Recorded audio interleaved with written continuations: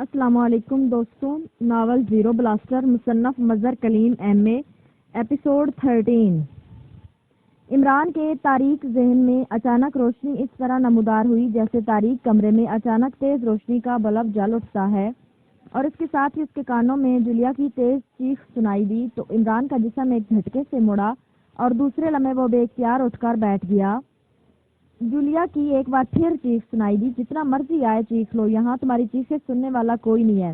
اچانک ایک مردانہ آواز سنائی دی تو عمران ایک جھٹکے سے اٹھا بجلی کی سی تیزی سے سائیڈ کے کمرے کی طرف بڑھ گیا، جس کے کھلے دروازے سے جولیا کی چیخیں سنائی دے رہی تھی، اور پھر اس نے دروازے پر رک کر ایک لمحے کے لیے جو کچھ دیکھا، پھر اس کے ذہن پہ بے اختیار آتش فشاں لاوے پھٹنے لگے، کیونکہ اس بڑے کمرے کے درمیان جولیا کو زنجیروں میں جکڑا ہوا تھا اور بیڈ کے گرد 4 افراد شیطانی انداز میں کھڑے تھے، جبکہ ایک آدمی کا ہاتھ جولیا کی طرف بڑھا۔ جولیا کو اس انداز میں باندھا گیا تھا کہ وہ حرکت بھی نہیں کر سکتی تھی اور اس کے حلق سے بار بار چیخیں نکل رہی تھی۔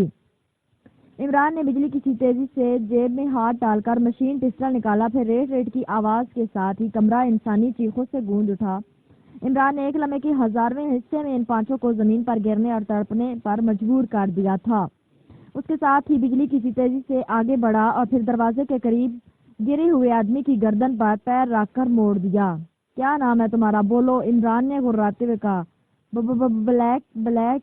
اس آدمی کے منہ سے کھرکھراہٹ نما آواز نکلی۔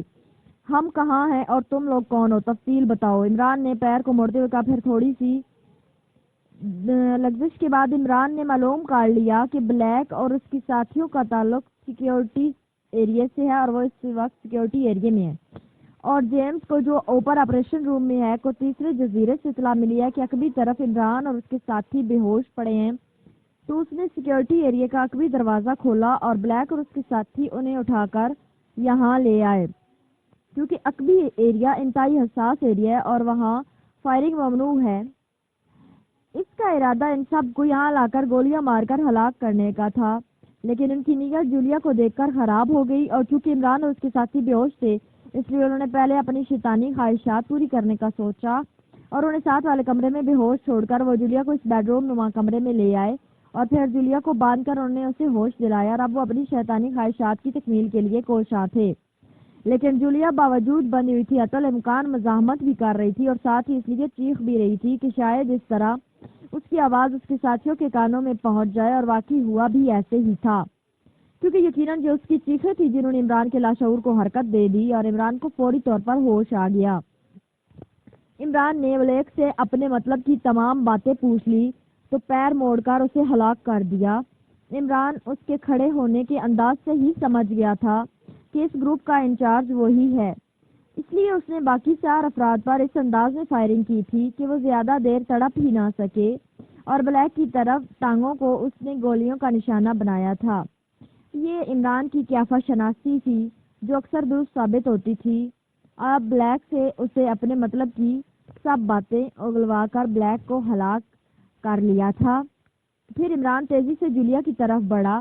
جولیا بے ہوش ہو گئی تھی۔ عمران نے جلدی سے اس کے جسم کی گرد بندھی ہوئی رسیاں کھولی، پھر اس نے دونوں ہاتھوں سے اس کا ناک اور منہ بند کیا۔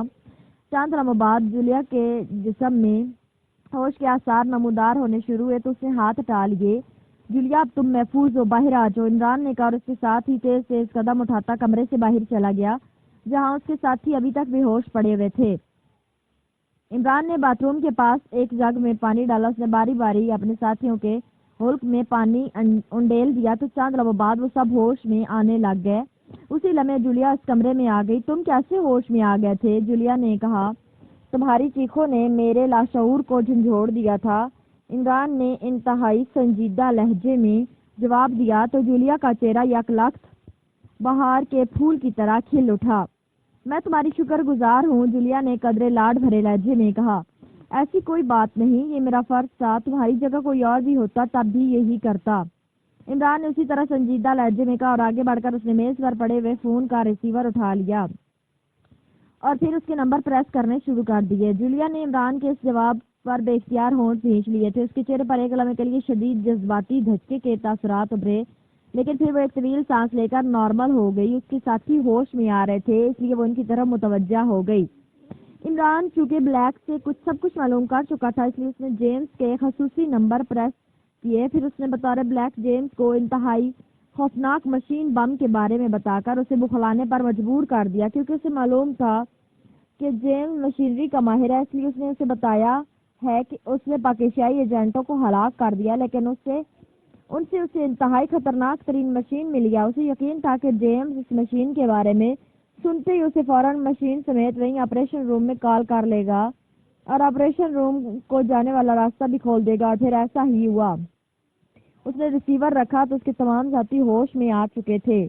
آؤ جیمز اور اس کے آپریشن روم کا خاتمہ کرنا ہے تاکہ ہمارا کب ہر طرف سے محفوظ رہ سکے. پھر لیبارٹری کے بارے میں سوچیں گے، عمران نے کہا اور آگے بڑھ گیا. اس کے ساتھی بھی اس کے ساتھ ہی چل رہے تھے. جس راستے کے بارے میں بلیک نے بتایا تھا کہ وہ راستہ واقعی انہیں کھلا ہوا ملا تھا. اور پھر وہ اوپر والی منزل پر پہنچ گئے. سامنے ایک دروازہ تھا جس کے اوپر ایک بلب موجود تھا، لیکن یہ بلب بجھا ہوا تھا. دروازہ ہمارے لیے کھول دیا گیا اس لیے بلب بجھا ہوا ہے، لیکن ہم نے اندر داخل ہو کر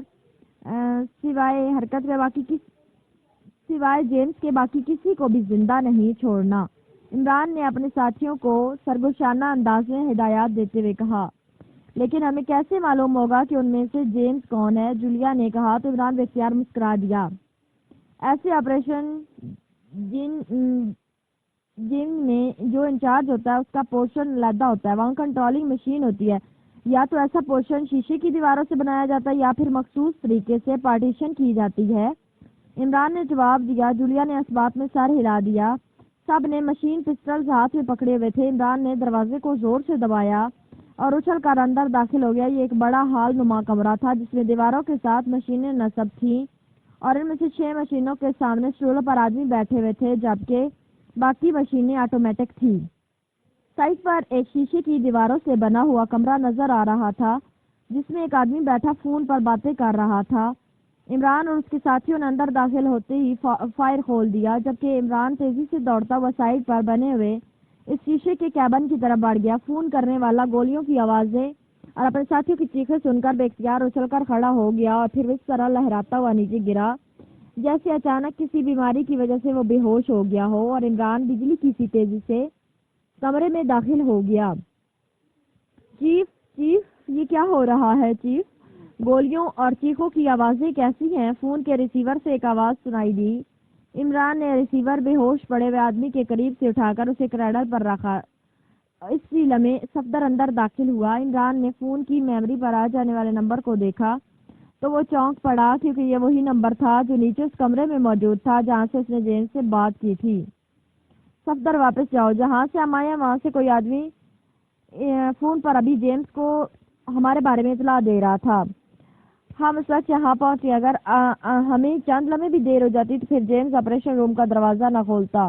عمران نے کہا تو صفدر تیزی سے باہر چلا گیا. عمران نے جھٹک کر کرسی کے ساتھ بے ہوش پڑے ہوئے جیمز کو اٹھا کر کرسی پر ڈال دیا. اسی لمحے کیپٹن شکیل اندر داخل ہوا. عمران صاحب ان کو تباہ نہیں کرنا، کیپٹن شکیل نے کہا. ابھی نہیں ہو سکے تو اس میں سے ایسی مشینری ہو جو ہمارے مشن میں معاون ثابت ہو.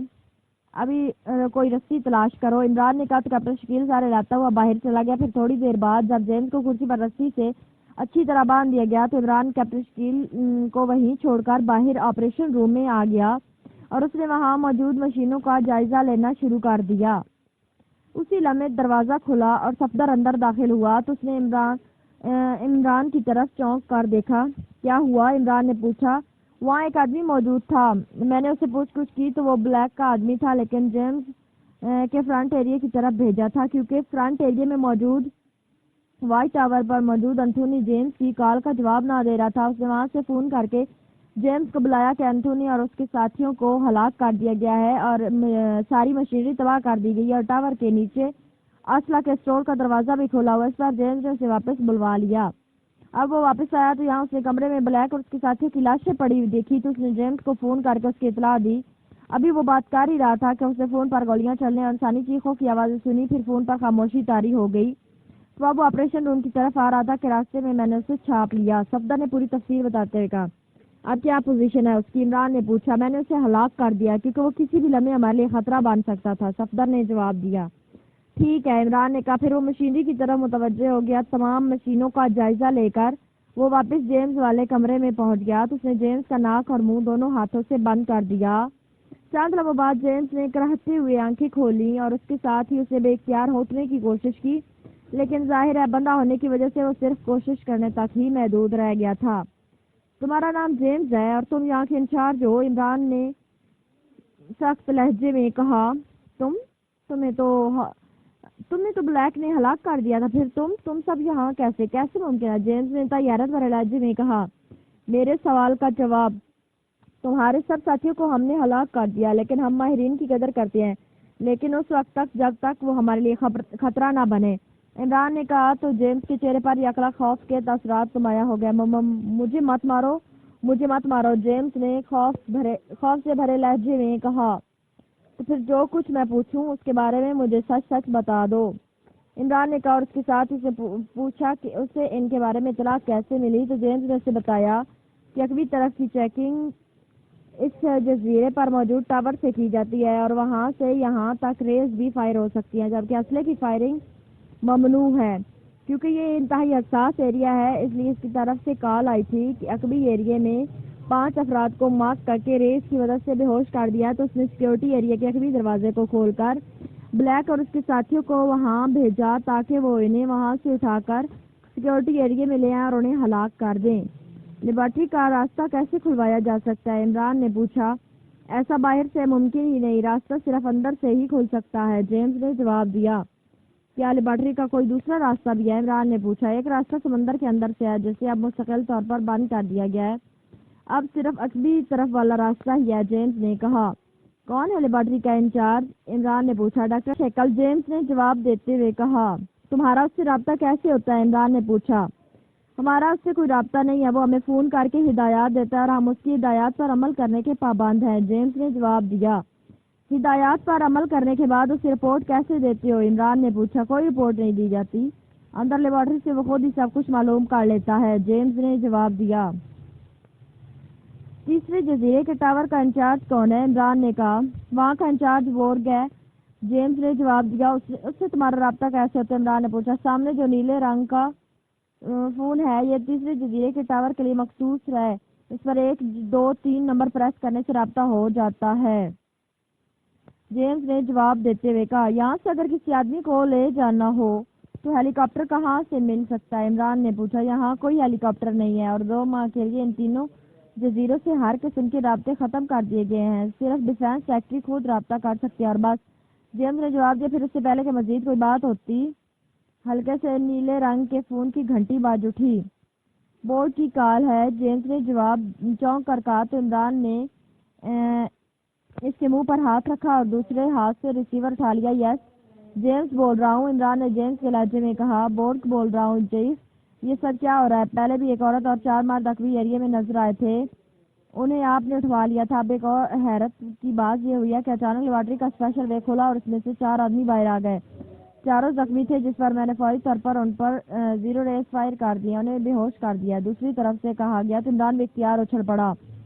یہ سب حکومت کے حکم پر ریہرسل ہو رہی ہے کیونکہ ان جزیروں پر دشمنی ایجنٹوں کے حملے کا خطرہ تھا، عمران نے جیمز کے لہجے میں جواب دیتے ہوئے کہا۔ اوہ اچھا، یہ بات ہے، پھر تو یہ اپنے ہی آدمی ہوئے، لیکن آپ مجھے پہلے یہ بتا دیں کہ ان پر ریز فائر نہ کرتے، بورگ نے کہا۔ تو یہ ریہرسل کیسے ہوتی؟ یہی بات چیک کرنے کے لیے ریہرسل کی جا رہی ہے کہ سیکیورٹی کام کر رہی ہے یا نہیں، عمران نے تیز لہجے میں کہا۔ ٹھیک ہے چیف، دوسری طرف سے کہا گیا۔ اب میرے آدمی انہیں وہاں سے اٹھا کر سیکیورٹی ایریا میں لے آئیں گے، لیکن تمہیں کوئی ایکشن نہیں لینا، عمران نے کہا۔ آپ کے آدمیوں کے خلاف میں کیسے ایکشن لے سکتا ہوں چیف؟ اور بلیک اور اس کے ساتھیوں کو ہم پہچانتے ہیں، وہ ہماری تو ساتھی ہیں، بورگ نے حیرت بھرے لہجے میں کہا۔ ضروری نہیں کہ بلیک اور اس کے ساتھی یہ کام کرے، تم نے بہرحال مداخلت نہیں کرنی، عمران نے سرد لہجے میں کہا۔ اوکے چیف، دوسری طرف سے کہا گیا تو عمران نے ریسیور رکھ دیا۔ اب بتاؤ کہ کون سا نجیوہ کہاں ہے اور اسے کیسے کھولا جا سکتا ہے؟ عمران نے جیمز سے پوچھا تو جیمز نے تفصیل بتا دی۔ کیا یہاں اس تیسرے جزیرے کی ٹاور کی مشینری کو ہلاک کیا جا سکتا ہے؟ عمران نے پوچھا۔ بلاک؟ اوہ نہیں، جیمز نے چونک کر کہا۔ میں نے تم سے کچھ پوچھا اور تم کہہ رہے ہو کہ نہیں، عمران نے سخت لہجے میں کہا، اس کے ساتھ اس ہاتھ میں موجود مشین پسٹل کا ٹریگر دبا دیا، تڑتڑاہٹ کی آواز کے ساتھ ہی جیمز کی کھوپڑی بیکار ہو کر دیوار سے ٹکرا گئی۔ یہ کون لوگ ہو سکتے ہیں؟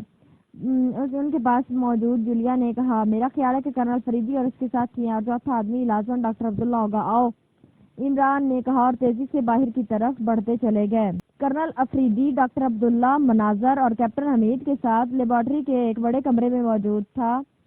ڈاکٹر عبداللہ کو چونکہ ان کے سائنسدانوں نے انجیکشن لگا کر مصنوعی طور پر بے ہوش کر دیا تھا تاکہ اس کے ذہن کو مسلسل آرام دیا جا سکے اور بعد میں اس کے ذہن سے مشینوں کے ذریعے فارمولہ حاصل کر لیا جائے، اس لیے کرنل فریدی نے لیبارٹری میں موجود اینٹی انجیکشن لگا کر ڈاکٹر کو ہوش دلا دیا، جبکہ مناظر اور کیپٹن حمید نے کرنل افریدی کے حکم پر لیبارٹری میں موجود تمام چھوٹی بڑی مشینری کو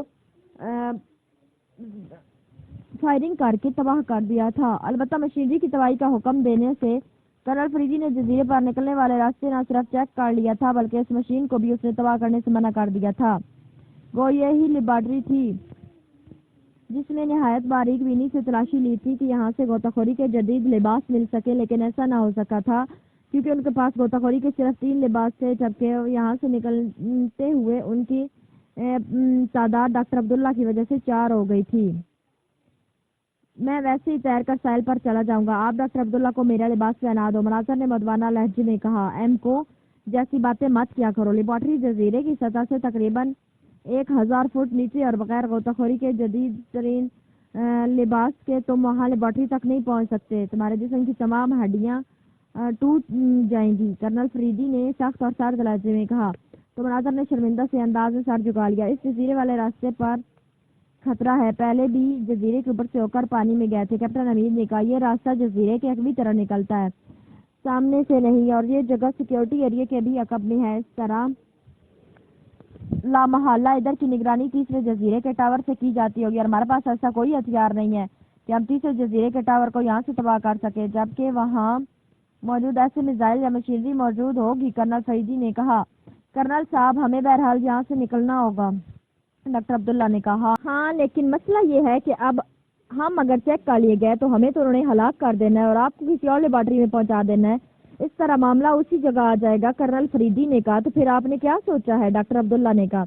ٹھیک ہے، فی الحال اور کوئی صورت نہیں ہے، اس لیے اب جانا ہی پڑے گا۔ ہم باہر نکل کر جھاڑیوں کی اوٹ میں فوراً پیچھے کی طرف ہٹیں گے اور پھر ساحل سے سمندر میں کود کر ساحل کے ساتھ ساتھ تیرتے ہوئے سیکیورٹی ایریا کے سامنے کے رخ پر پہنچیں گے، پھر جو آگے ہوگا دیکھا جائے گا، کرنل فریدی نے اٹھتے ہوئے کہا۔ تو ڈاکٹر عبداللہ نے بھی اس بات میں سر ہلا دیا۔ پھر تھوڑی دیر بعد سب ایک ایک کر کے جزیرے کے عقب میں کھل جانے والے لیبارٹری کے راستے سے باہر آ گئے۔ دور سے تیسرے جزیرے پر موجود ٹاور انہیں نظر آ رہا تھا، لیکن ہر طرف اونچی جھاڑیوں کے کچھ اور نہیں تھا، اس لیے وہ سب جھاڑیوں کی اوٹ لے کر پیچھے ہٹنے لگے۔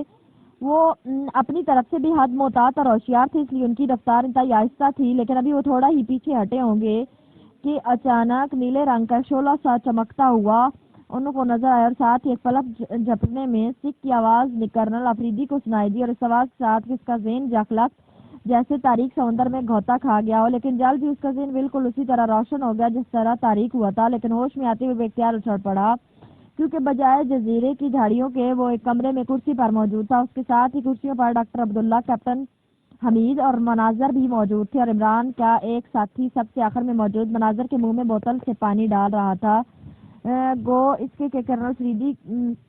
اس کی نظریں کرنل فریدی کی طرف تھی۔ کرنل فریدی اسے دیکھتی فوراً پہچان گیا تھا کہ یہ عمران کا ساتھی صفدر ہے۔ ڈاکٹر عبداللہ، کیپٹن حمید اور مناظر ہوش میں آنے کے مراحل سے گزر رہے تھے۔ عمران کہاں ہے صفدر؟ کرنل افریدی نے صفدر کے مڑتے ہی کہا تو صفدر چونک پڑا۔ السلام علیکم کرنل صاحب، عمران صاحب ابھی آ رہے ہیں، وہ یہاں سے صحیح سلامت نکلنے کے بارے میں لائحہ بنا رہے ہیں۔ صفدر نے مسکراتے ہوئے کہا۔ وعلیکم السلام، یہ کون سی جگہ ہے اور ہمیں یہاں کیسے لایا گیا اور تم یہاں کیوں اور کیسے موجود ہو؟ کرنل فریدی نے پوچھا۔ یہ سیکیورٹی ایریا ہے، ہم ساحل کے ساتھ ساتھ تیرتے ہوئے عقبی طرف پہنچیں گے کہ ہمیں تیسرے جزیرے کے ٹاور سے چیک کر کے ریس فائر کے ذریعے بے ہوش کر دیا گیا۔ عقبی طرف چونکہ انتہائی حساس علاقہ ہے، اس لیے وہاں فائرنگ ممنوع ہے۔ ٹاور والوں نے اس کی اطلاع سیکیورٹی چیف جیمز کو دی تو اس نے آدمی بھیج کر ہمیں وہاں سے اٹھوا کر یہاں منگوا لیا۔ ان آدمیوں کی تعداد 5 تھی، انہوں نے ہمیں لا کر فوری طور پر گولیاں مارنے کی بجائے مس جولیا کے ساتھ زبردستی کرنے کی کوشش شروع کر دی۔ مس جولیا کی چیخنے پر عمران خود بخود ہوش میں آ گئے۔ پھر نہ صرف مس جولیا اور ان کی دست درازی سے بچ گئی بلکہ عمران صاحب نے ان سب کو ہلاک کر دیا۔ پھر ہمیں بھی ہوش میں لایا گیا اور اس کے بعد عمران صاحب نے آپریشن روم کا راستہ کھلوا کر آپریشن روم پر ریڈ کر دیا اور وہاں موجود تمام افراد کو ہلاک کر کے جیمز کو بے ہوش کر دیا گیا۔ پھر جیمز کو ہوش میں لا کر عمران صاحب نے اس سے یہاں کے بارے میں تفصیل معلوم کر لی۔ اس دوران تیسرے جزیرے کے ٹاور کے انچارج بورڈ کی کال آ گئی۔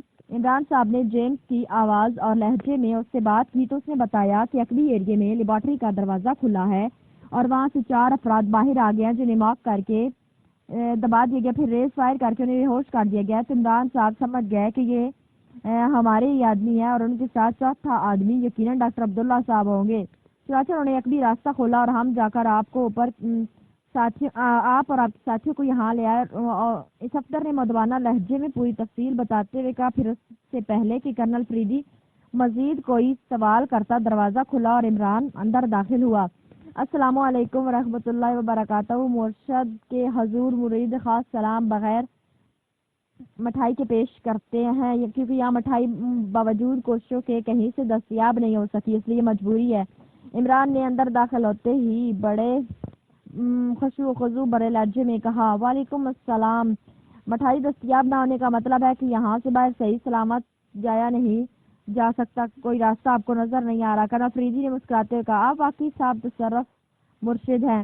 عمران نے مسکراتے ہوئے کہا اور ایک کرسی پر بیٹھ گیا، یہ ڈاکٹر عبداللہ ہیں اور ڈاکٹر صاحب یہ عمران ہے، صرف پاکستان بلکہ پورے عالم اسلام کا انتہائی قیمتی سرمایہ۔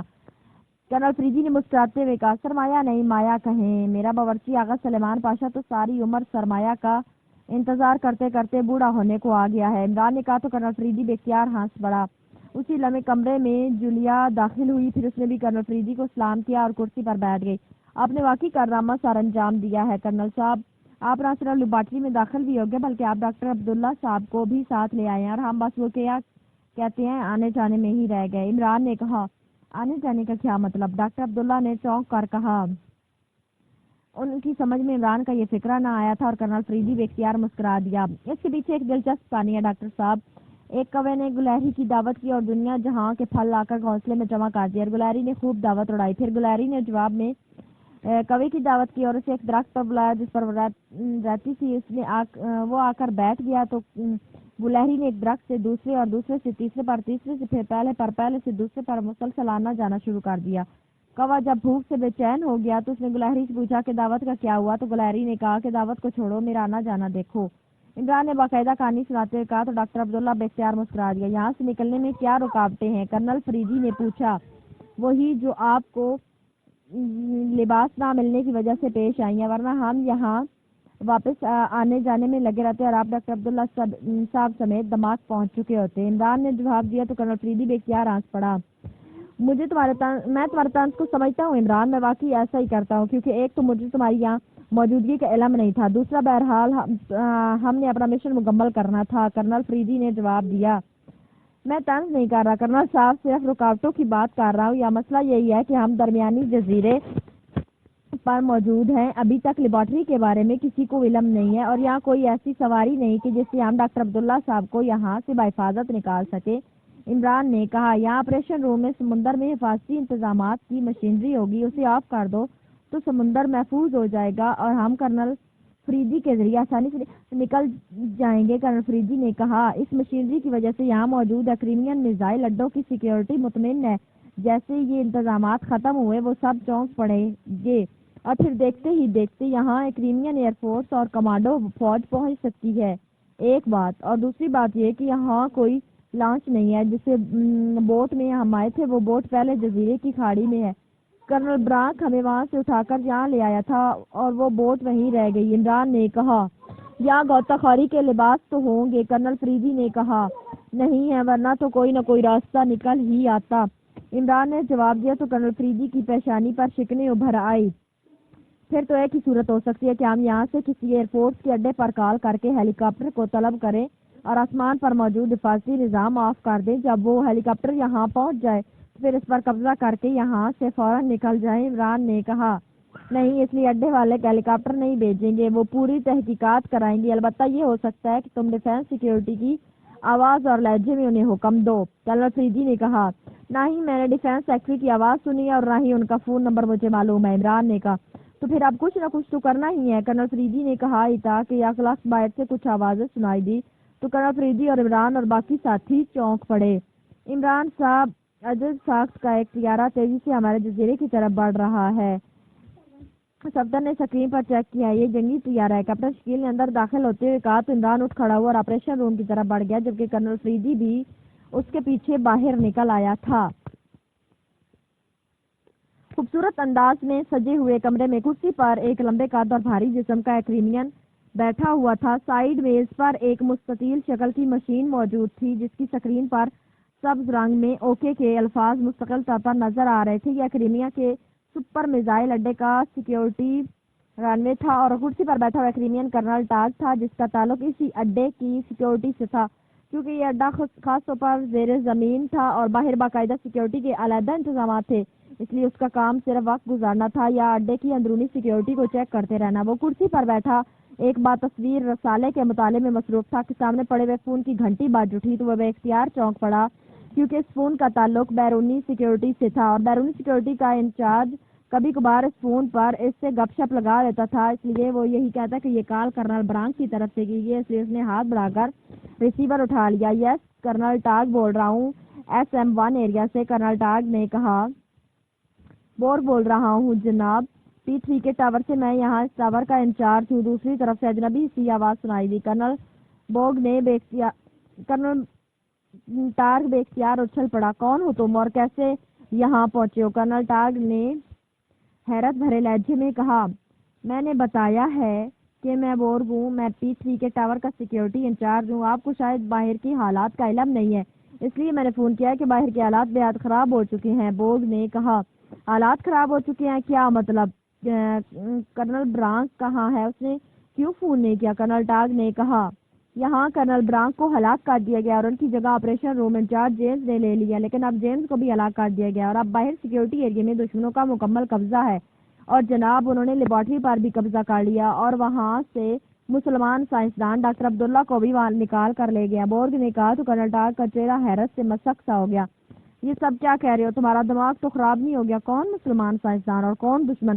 یہ سب کیا کہہ رہے ہو؟ کرنل ٹاگ نے انتہائی غصیلے لہجے میں چیختے ہوئے کہا، میں آپ کو پوری تفصیل بتاتا ہوں جناب، اس وقت آپ کا میزائل اڈا بھی شدید خطرے سے دوچار ہے اور ان کے خاتمے کے لیے آپ ہی کوشش کر سکتے ہیں۔ آپ ایئر فورس اڈے سے بمبار طیارہ منگوا سکتے ہیں۔ بورگ نے کہا، تم تفصیل بتاؤ۔ کرنل ٹاگ نے سارد لہجے میں کہا، جناب آپ کو یہ تو معلوم ہے کہ P2 پر ایک خفیہ لیبارٹری ہے جس کا راستہ سیکیورٹی ایریا کی اگلی طرف کھلتا ہے۔ بورگ نے کہا، ہاں مجھے معلوم ہے۔ پھر کرنل ٹاگ نے کہا، ایک مسلمان سائنسدان ڈاکٹر عبداللہ کو یہ حکومت کی طرف سے بھیجا گیا اور اس کے ساتھ ہی ڈیفینس سیکٹری صاحب نے 2 ماہ تک تینوں جزیروں کو ہر لحاظ سے آف کرا دیا اور سمندر اور آسمان پر سیکیورٹی کے خصوصی انتظامات اوپن کر دیے گئے، اور یہ بتایا گیا کہ اسلامی سیکیورٹی کونسل کے ایجنٹ کرنل فریدی اور پاکستان سیکرٹ سروس علیحدہ سائنسدانوں کو واپس حاصل کرنے کے لیے ان جزیروں پر پہنچ سکتے ہیں، لیکن یہاں کے انتظامات ایسے تھے کہ کرنل برانک کو پتہ ہی نہ چلا کہ یہاں کوئی نہیں